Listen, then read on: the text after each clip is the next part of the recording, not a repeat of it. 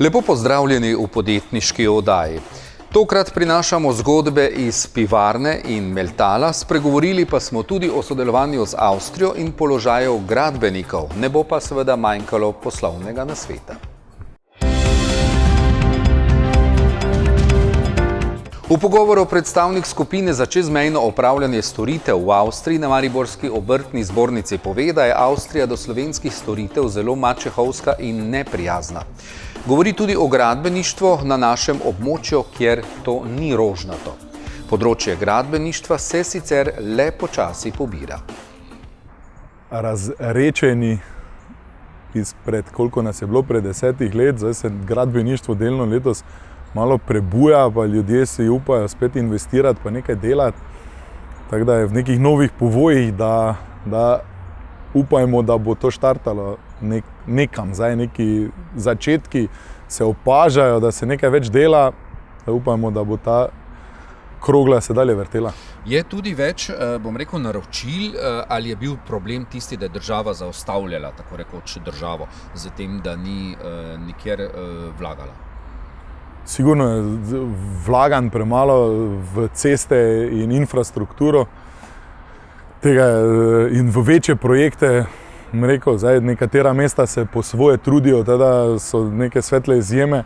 Na splošno mislim, da tudi če se pelješ čez Slovenijo, vidiš, da kar manjka nekaj, da bi žarela, pa bila neka svetla točka Evrope, ne? Če zdaj celo Evropo skupaj tegneš, sploh če mislimo biti neki turistični, mislim, da to manjka. Zdaj so neki privat osebe, ki se trudijo zgraditi sebi lastno hišo ali pa neka manjša podjetja, ki bi naredila hiše za trg, ne? Zdaj tudi banke se trudijo s krediti, da so nekako malo poštartali to delo v gradbeništvu, da si upajo spet graditi, pa investirati, pa prodajati, pa iti na trg. Ne? Na nekaj časa si niso, problem so še nizke cene. Je to ta problem, ko se pogovarjate s kolegi iz sekcije, ne? Ja. Da si niso upali, zato ker ni bilo, plačevanje urejeno, ali kaj je največji problem bil? Ni bilo povpraševanja. Povpraševanje, tisti ljudje, ki so kupovali, je bilo mišljenje, da so cene previsoke. Tada so tudi ljudje čakali, kdaj bo vse skupaj nižjo ali pa še nižje padlo, ker so bile take napovedi po televiziji, pa tako da so si tudi marsikdo premislil, ko je mislil. Ampak je zdaj en optimizem? Zdaj je neki optimizem, malo so cene tudi tako nizke, rečemo, kvadratnih metrov, da težko zgradiš to, da boš na trgu nastopil dejansko, pa firmo razvijal, pa si nove stroje kupil, pa ja, so cene take, da še to ne moreš čisto realizirati, pa na teh cenah firmo postavljati, pa razvijati. Ne? Ja, posledično so seveda ljudje morali oditi v tujino. Ne? Ja. Zdaj se pa tu pojavljajo težave, ne? Vi ste tudi v tem odboru, ne? Za čezmejne sodelovanje.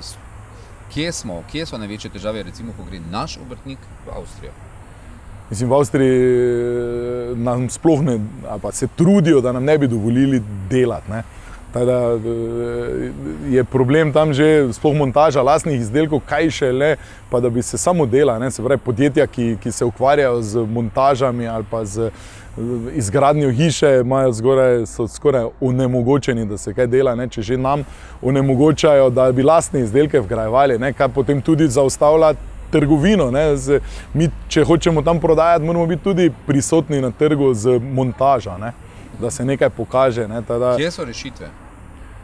Da se Slovenija na zadnje noge postavi, pa se upre Avstriji, kaj že dolgo se deremo. Ne? Sploh je to hecno, da nam Avstrija več proda, ko mi njim, pa oni nam pogoje postavljajo namesto mi njim. Ne? Tu ni nobene logike. Ne? In dokler tu ne bojo probali njih vstaviti, pa se potem zaradi tega vsedli za eno pogajalsko mizo, bo težko. Je tu vloga zbornice dovolj učinkovita, tako obrtne kot verjetno tudi gospodarske? Obrtna zbornica se trudi, koliko lahko pač doseže njihov glas, ne? Zdaj ne vem, kakih gor tudi ne morejo premakniti, ne? Kar bi se moglo zgoditi, gospodarska zbornica je več ali manj se nič ne dogaja, ne? Tako da ne vem, kdo more trpljati po rami državo, da se bo zbudila pa za svoje otroke nas nekaj naredila, da bomo lahko delali pa prodajali, pa se trudila, da bi čim več prodajali. Ne? Kaj bi sporočili politikom kot obrtnik? Kaj pogrešate, kaj želite od politike? Da nas podpre v tem, da lahko, da bi reč delali čim več, pa čim boljše, ne? Pa čim več izvažali, pa imeli čim lažje pogoje. Ne? Tem boljše bomo vsi skozi prišli pa živeli, pa zaposlovali, pa si vse to, kaj si želeli uresničevali. Ne? Tudi nižje davke? Tudi nižje davke, ja. Ne? Ampak zdaj jaz razumem, da se na vseh področjih ne da naenkrat tega reza narediti, ne? Ampak zdaj nekje pa moramo začeti, ali so pogoji lažji, ali so pridobivanje dovoljenj lažje, ali pa vse skupaj, da traja krajši čas. Ne?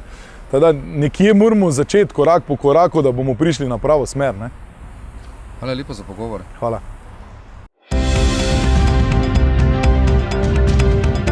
V Mariboru na območju nekdanje hidromontaže deluje vrsta podjetij, vse skupaj pa upravlja krovno podjetje Meltal Rado Snežič, ki se ukvarja z oddajo poslovnih prostorov z 8 sodelavci.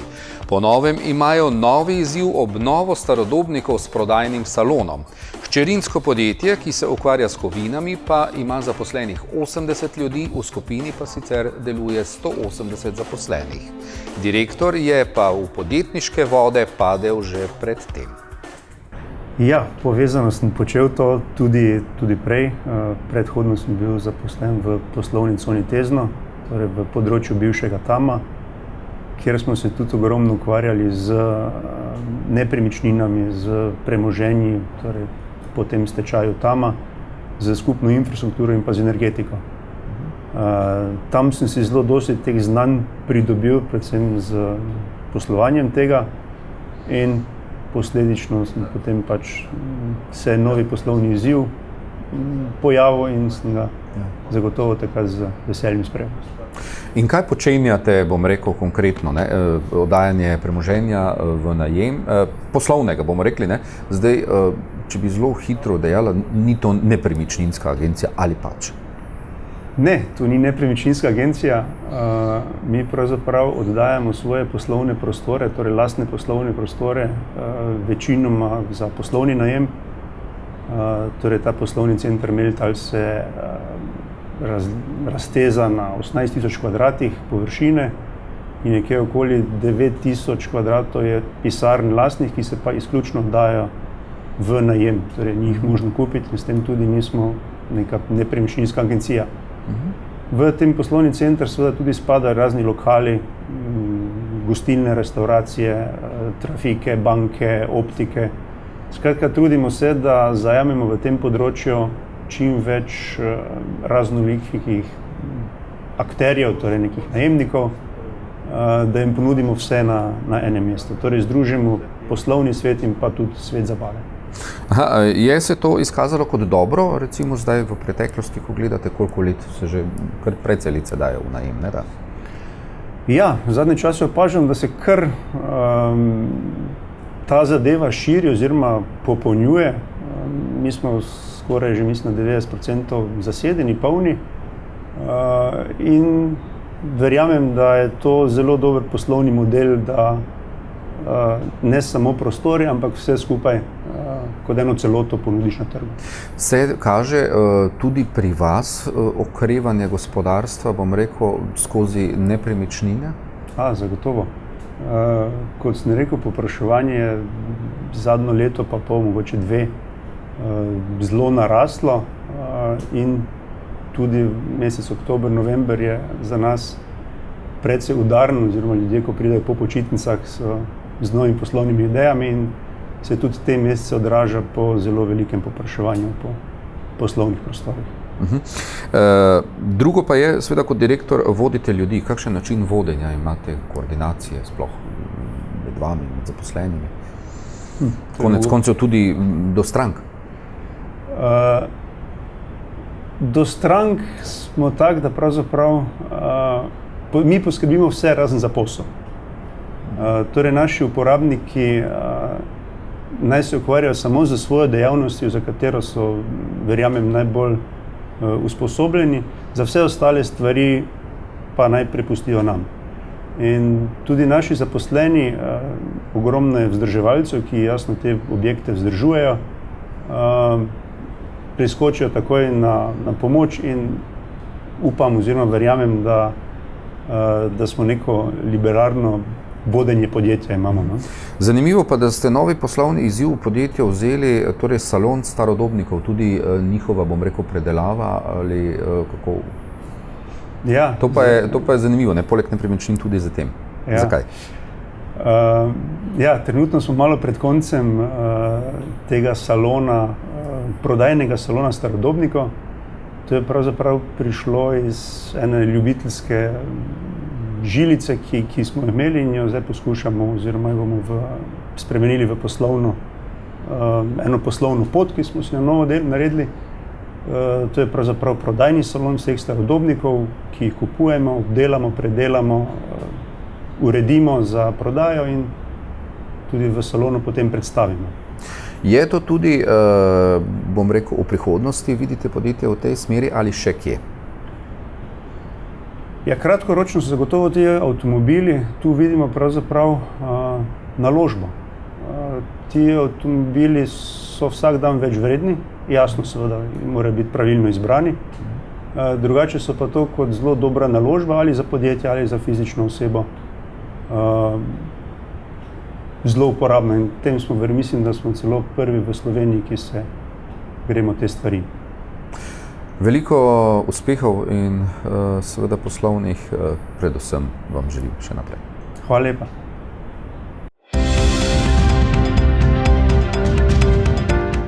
V središču Maribora na glavnem trgu že 3 leta deluje prodajalna piva, ki ima največji izbor slovenskih piv, pa tudi iz malih pivovarn. Tako ponujajo 150 vrst te priljubljene pijače. V pivarni sta sicer 2 sodelavca. Nekako so ideje sledile. Najprej sem tako kot marsikdo rad poskušal različna piva. Že skoraj 10 let nazaj, odkar sva šla s prijateljem na Češko in tam odkrila v obličnem supermarketu več kot 30 različnih piv. Takrat smo še pa nas mogoče samo 2 ali 3 poznali, ne? Ja. Tako da in že takrat skoraj vse nabavila in potem to poskušala, probavala, iskala noter različne arome, vonje, stopnje grenkobe, si zapisovala ocene in potem mnogo let kasneje so v Sloveniji začeli variti malo drugačna piva. Veliko je zdaj privatnih pivovarn, ne da? Zdaj v zadnjem času pa sploh to doživljalo razcvet. Leta 2014, ko sem začel, je bilo letos največ novih pivovarn odprtih in ta trend, odpiranje novih pivovarn, sploh pa to, da obstoječe pivovarne dajo vsako leto več novih različnih piv, je pa še vedno porast. Kje je pravzaprav, zdaj bom zelo laično rekel, ko ponujate toliko različnih piv, kje je tisti okus, stvar okusa, stopnje alkohola ali kako? Kje so razlike? Pivo je pijača z res širokim spektrom okusov, arom. Marsikdo pride v trgovino pa mi včasih reče, jaz sem zadnjič kupil pivo z nekim sadjem ali pa z bezgom pa to. Ljudje se ne zavedamo, toliko časa smo imeli na izbiro samo ta osiromašena piva, kot prvo so... Osnovni hmelj in konec. Zdaj pa ale piva, ki pa so v zadnjih letih zelo popularna, so pa piva, ki se precej razlikujejo od piv vrste lager, ki smo jih mi vajeni. In imajo v pivih so tudi hmelji, ki so zelo aromatični. In zato nas spominja včasih na kakšno sadje, zelišče pa podobno. In tega se ljudje ne zavedajo. Skoraj da mi ne verjamejo, da ni kakšnega sadja not, ampak da je to samo zaradi kombinacije hmelja, slada in pa kvasa. Česa več prodate domačih? Zanimivo je to, najprej rečeva, da imate največjo izbiro slovenskih piv ravno iz zasebnih pivovarn. Česa največ prodate, bom rekel, kaj je največji interes ljudi? Absolutno največ domačih piv. Nekako imamo pivo razdeljeno na piva iz Slovenije in regije, Hrvaške in Srbije, kjer tudi sami uvažamo iz teh držav, kar nekih pivovarn, zdaj podobno kot pri nas, je tudi tam doživela ta razcvet in teh piv gre daleč največ. Sicer pa ponujate še kaj?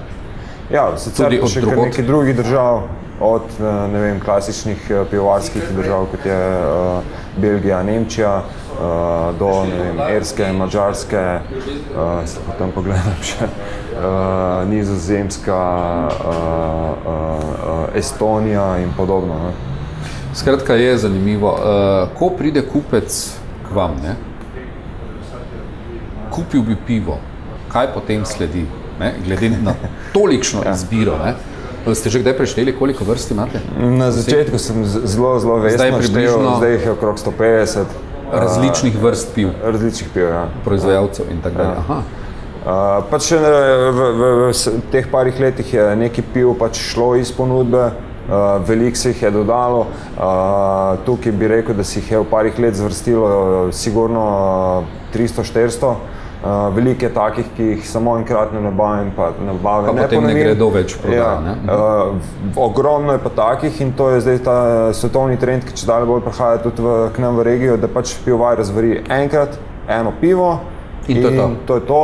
Mogoče ga še nekoč zvori, po vsej verjetnosti pa v nekem kratkem času ne. In to je pač ljudje radi prebavijo vedno iščejo neke nove stvari, neke zanimivosti. In to pač temu trendu pivovarji sledijo. Ne. Ko pa pride nekdo, sem še prejšnjo vprašanje, ko pa pride nekdo povsem brez znanja, ne, pa lepo postopoma dava neke bolj osnovne stile, ne preveč intenzivne z okusi, pa potem počasno stopnjujeva, pa nekako iščeva za vsakega človeka tisti stil, ki mu paše, ali je to pale ale, ali je to malo bolj grenko, malo bolj aromatično, mogoče kaj temnega. Se vidite v prihodnosti, samo še to na kratko, prav v pivih? Ja. Pač, vse aktivnosti, ki jih kot podjetje delamo, pač so kar strmi rasti. Tretje leto zapored bomo večkrat podvojili promet, tako da se vidimo v tem. No? Pač trend zaenkrat je še precej strm in včasih me kdo vpraša, pa res misliš, da ne bo to samo muha enodnevnica. In mu odgovorim, da pač, ko se enkrat navadiš na dobro, kvalitetno hrano, ne boš šel na slabšo, razen če imaš to res prisiljen. Tako je tudi pri pivu ali pa pri vinu in ostalih. Veliko sreče in uspeha v poslu še naprej. Hvala.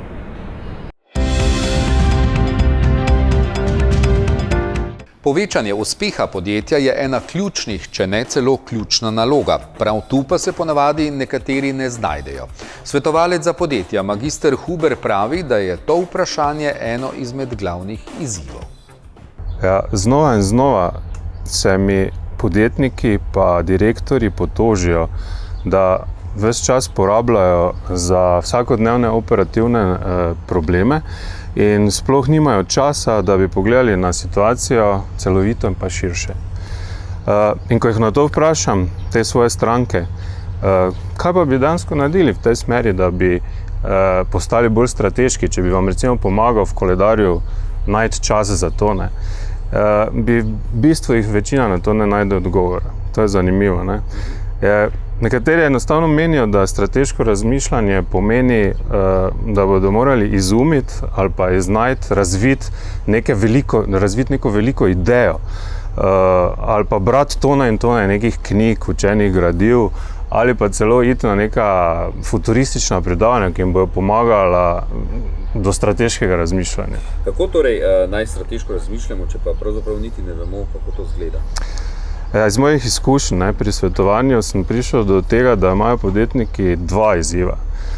En izziv je ta, predvsem tisti, ki postanejo novopečeni direktorji, da nikakor ne znajo spustiti z roko pravil, ki so jih delali na prejšnjem delovnem mestu, ali pa, ko je bilo podjetje še manjše, pa so recimo upravljali več opravil, za več stvari so bili sami. To je ena stvar. Druga stvar pa je, da večina podjetnikov mi v bistvu potrjuje, da nimajo časa za strateško razmišljanje, ker so prezaposleni z gašenjem požarov, rečemo temu. Ne? Zakaj menite, da je to tako? Naj vam povem eno veliko skrivnost. Večina direktorjev in vodij enostavno ne zna na kratko opisati ciljev, namena in pa koristi svojega podjetja v povezavi s strankami, s kupci. Še manj jih zna opisati svoje poslanstvo in pa strategijo svojega podjetja. Zanimivo je, da samo 14% ljudi pozna strategijo svojega podjetja. To je kar alarmantno, ne? Vodje in direktorji, ne, ki so jim te zadeve manj jasne, seveda potem veliko težje povezujejo svojo odgovornost pa vpliv na strategijo podjetja, ne. Kako torej lahko direktorji in vodje začnejo bolj strateško razmišljati in v bistvu delovati? V bistvu prvo kot prvo se mora zavedati, da strateško razmišljanje ni samo rezultat tega, da si najdejo čas zanj. Mogoče naj navedem ene 3 tehnike, s katerimi lahko začnejo uvajati to strateško razmišljanje in pa pregled. Najprej je v bistvu ta prva tehnika, bi rekel, ne, je, da se morajo enostavno izvzeti iz tistih vsakodnevnih opravil, v katerih gasijo še vedno požare, in tako bojo našli čas za strateška opravila, ne. Predvsem si pa morajo na začetku pri tem prvem koraku oziroma pri tej tehniki odgovoriti, kaj je sploh njihova vloga pri doseganju ciljev podjetja. Spravi, kaj je tista njihova vloga, kaj bodo doprinesli podjetju, da bo šlo v tisto strategijo. Druga tehnika? Druga tehnika pa je, da morajo enostavno spoznati boljše svoj poslovni model in pa strategijo podjetja, pri tem pa morajo uporabiti informacije iz poslovanja. Recimo finančne kazalnike, izvajalske kazalnike, prodajne in pa konkurenco seveda, ne. In tako potem lahko razporejajo bolj pametno resurse in pa ljudi, ne, kdaj koga uporabiti, ne. In tako bojo tudi v bistvu dobili tisto samozavest, da bodo razporejali te resurse in zaposlene, ker bojo vedeli, da delajo na pravih stvareh, torej da delajo v tisti smeri cilja podjetja, ne pa da z gašenjem požarov utrujajo sebe, pa tudi svoje zaposlene. In še tretja? Tretja tehnika pa je v bistvu zelo zanimiva, to pa je, da v bistvu morajo v strateško razmišljanje vključiti tudi svoje sodelavce. To se pravi tiste zaposlene, ki bodo to strategijo dejansko potem izvajali tudi v vsakodnevnih opravilih, ne. To so nekako njegovi podrejeni, ne. Jaz jim rajši rečem sodelavci, ne, ker dejansko vsi gradijo podjetje skupaj, ne. In kaj je tu zanimivo? Tu je zanimivo to, da ni dovolj, da ti vsak dan ponavljaš, kaj so strategije podjetja, kam moramo priti cilji, ampak moraš vključiti te svoje sodelavce v to, da v diskusijo v bistvu razumevanja strategije. Šele takrat namreč, ko ljudje govorijo o neki stvari, jo začnejo ponotranjati pa razumevati, če tudi so včasih v nasprotju s tabo. Ja. Torej, je upoštevanje teh 3 praktičnih tehnik dovolj, da bo v bistvu dvignilo, bomo rekli, delo podjetnikov in direktorjev na neko strateško razmišljanje? Ja, definitivno. To je dovolj, da bo torej bolj to dolgoročno imeli ta večji in celovit pregled v prihodnosti.